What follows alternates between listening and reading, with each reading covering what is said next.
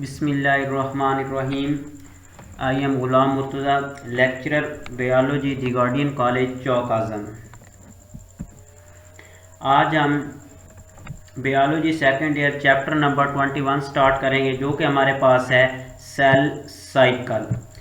इस चैप्टर की अगर हम आउटलाइन की बात करते हैं तो सबसे पहले नंबर पे हमारे पास आ जाता है सेल साइकिल। सेकंड टॉपिक हमारा इस चैप्टर का जो है वो है हमारे पास माइटोसिस, कैंसर। उसके बाद आ जाता है हमारे पास मियोसिस, और नेक्स्ट हमारे पास आ जाता है मियोटिक एरर, या जिसे हम क्या कहते हैं, नॉन डिस्टिंक्शन कहते हैं। और लास्ट टॉपिक इस चैप्टर का हमारे पास जो है वो है नेक्रोसिस एंड एपोप्टोसिस। तो सबसे पहले नंबर पे हमने जो पहला टॉपिक आज हमने जो डिस्कस करना है वो है हमारे पास सेल साइकिल। तो सबसे पहले हम सेल साइकिल को क्या करेंगे, डिफाइन करेंगे कि सेल साइकिल बेसिकली है क्या या कौन सा प्रोसेस है।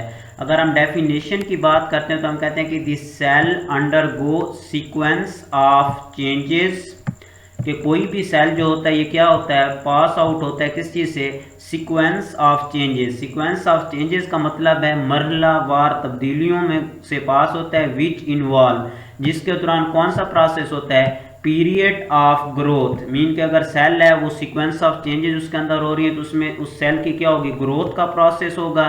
सेकंड नंबर पे क्या होगा, रिप्लिकेशन ऑफ डीएनए, और जो डीएनए है सेल का वो क्या करेगा, रिप्लिकेट करेगा, डबल हो जाएगा, फॉलोड बाय सेल डिवीजन, और देन वो फॉलो करेगा किस चीज़ को, सेल डिवीजन को। इस प्रोसेस को हम क्या कहते हैं, या इसको हम क्या कहेंगे, सेल साइकिल। तो इस डेफिनेशन में हमारे पास बेसिकली तीन मेजर पॉइंट हैं। पहले नंबर पे तो हमारे पास ये है कि जो सेल होता है ये क्या करता है, सीक्वेंस ऑफ चेंजेस से क्या होता है, पास आउट होता है। जब सीक्वेंस ऑफ चेंजेस से पास आउट होगा तो उस दौरान क्या होगा, ग्रोथ होगी सेल की।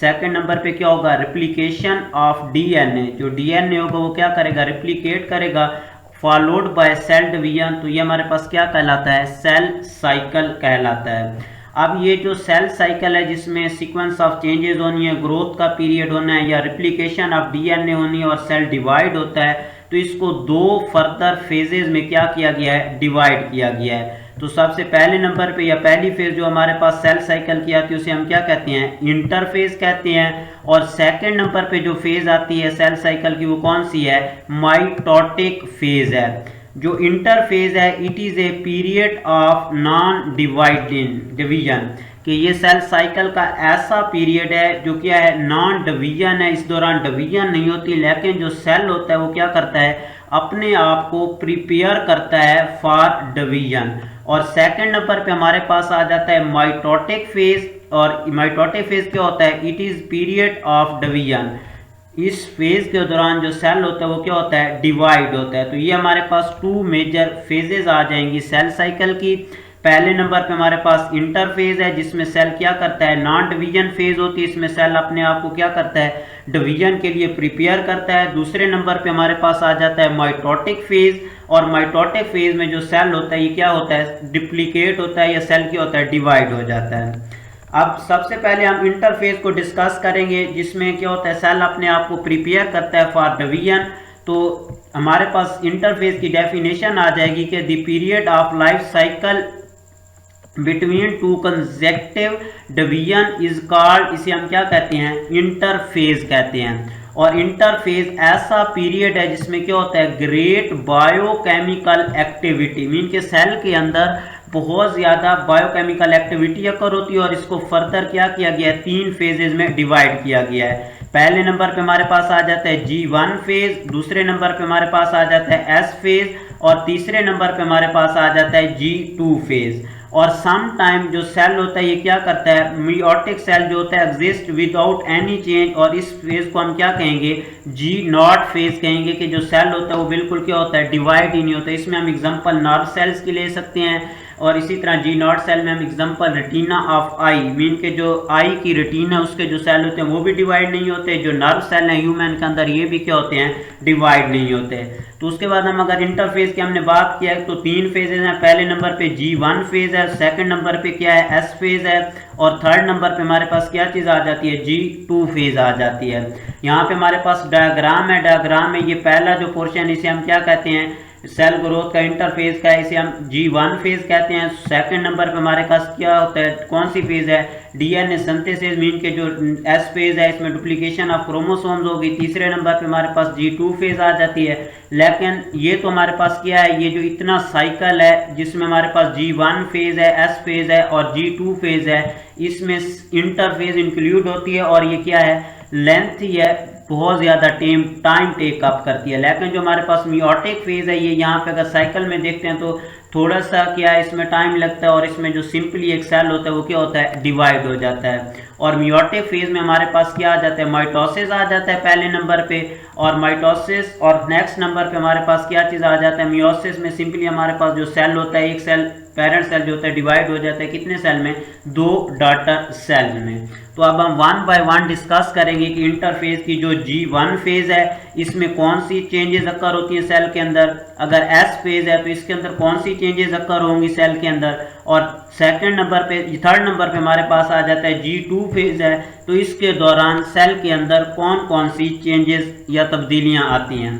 तो सबसे पहले नंबर पे हमारे पास आ जाता है G1 फेज, इसे हम क्या कहते हैं, पोस्ट माइटोटिक फेज भी कहते हैं। It is a period of extensive metabolic activity, ये सेल के अंदर ऐसा क्या है, फेज है जिसमें क्या होता है, बहुत ज्यादा मेटाबॉलिक एक्टिविटी सेल के अंदर अकर होती है।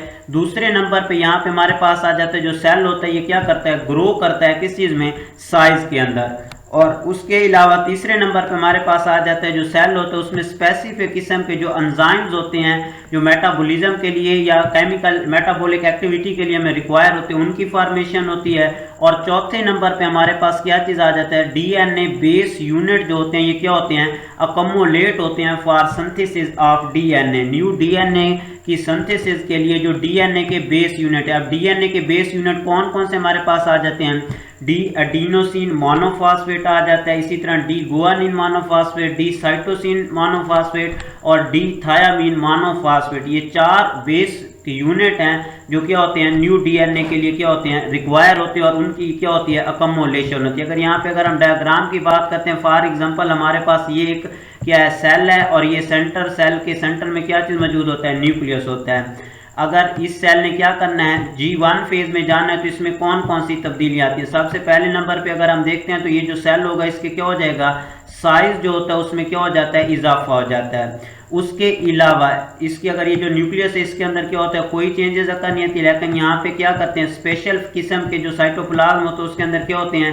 एंजाइम सिंथेसाइज होते हैं या एंजाइम की जो क्या होती है, प्रोडक्शन होती है। और उसके अलावा जो उसका जो डीएनए है या न्यूक्लियस है उसके अंदर स्पेसिफिक किस्म के जो बेसिक यूनिट हैं वो क्या होते हैं, अकोमोलेट होते हैं या इकट्ठे होते हैं। उसके बाद हमारे पास आ जाता है एस फेज। एस फेज क्या होती है, इन दिस फेज जो हमारे पास क्या होता है, डीएनए सिंथेसाइज होता है और जब डीएनए सिंथेसाइज होगा तो जो क्रोमोसोम्स होंगे इनकी जो तादाद होगी वो क्या हो जाएगी, डबल हो जाएगी। अगर हम G1 फेज की बात करते हैं तो हमारे पास ये सेल था, ये उसका क्या चीज़ था, न्यूक्लियस था, और यहाँ पे उसके न्यूक्लियस के अंदर फॉर एग्जाम्पल ये क्रोमोसोम्स मौजूद हैं।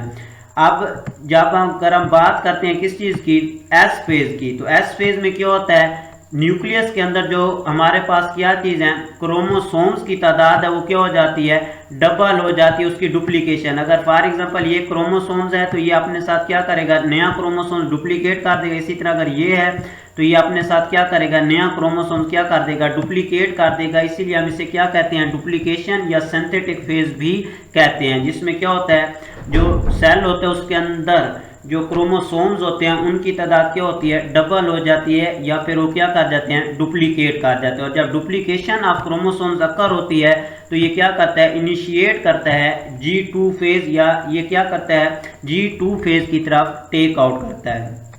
उसके बाद हमारे पास आ जाता है G2 फेज, या जिसे हम क्या कहते हैं, प्री माइटोटिक फेज भी कहते हैं। अब इस फेज में क्या होता है, प्रिपेयर फॉर सेल डिवीजन। जो सेल होता है अपने आप को क्या कर लेता है, कंप्लीटली तैयार करता है किस चीज़ के लिए, डिवीजन के लिए। अब इस फेज के दौरान कौन कौन सी चेंजेस अकर होती हैं, सबसे पहले तो जो सेल होता है एनर्जी को स्टोर करता है फॉर क्रोमोसोम्स मूवमेंट।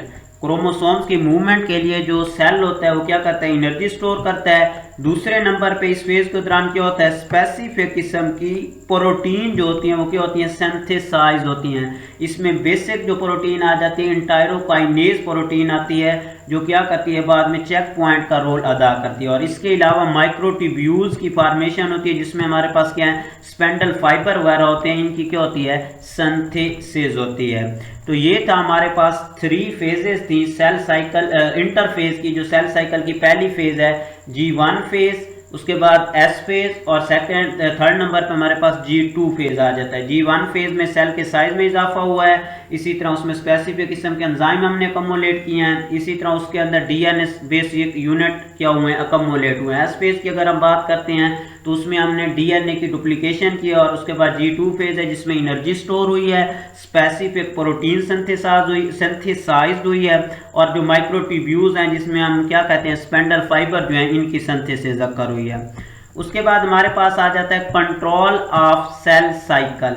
जब भी कोई भी सेल क्या करता है, डिवाइड होता है, तो उसको क्या किया जाता है, कंट्रोल किया जाता है। तो कंट्रोल के लिए क्या होते हैं, स्पेसिफिक चेक पॉइंट होते हैं एट ईच स्टेज। मीन के G1 स्टेज है, S फेज है या G2 फेज है, वहां पे स्पेसिफिक किस्म के क्या होते हैं, चेक पॉइंट होते हैं, जो क्या करते हैं, कोई भी सेल जो होता है उसकी डिवीजन को क्या करते हैं, कंट्रोल करते हैं। और ये जो चेक पॉइंट होते हैं ये बेसिकली किस चीज को डिटरमाइन करते हैं, फैट ऑफ न्यू फेज के जो सेल होता है उसने नेक्स्ट किस फेज में जाना है। फॉर एग्जांपल अगर G1 फेज पे अगर मौजूद है चेक पॉइंट, तो वो क्या करेगा, डिटरमाइन करेगा कि जो अगर हमारे पास जो सेल है उसने S फेज में जाना है या फिर G2 फेज में जाना है, according to their internal makeup. तो ये था हमारे पास control of cell cycle. Control of cell cycle के लिए स्पेसिफिक चेक पॉइंट होते हैं हर पॉइंट पे, हर फेज के पॉइंट पे मीन के, और उसके बाद ये क्या करते हैं, फैट ऑफ न्यू फेज के बारे में बताते हैं।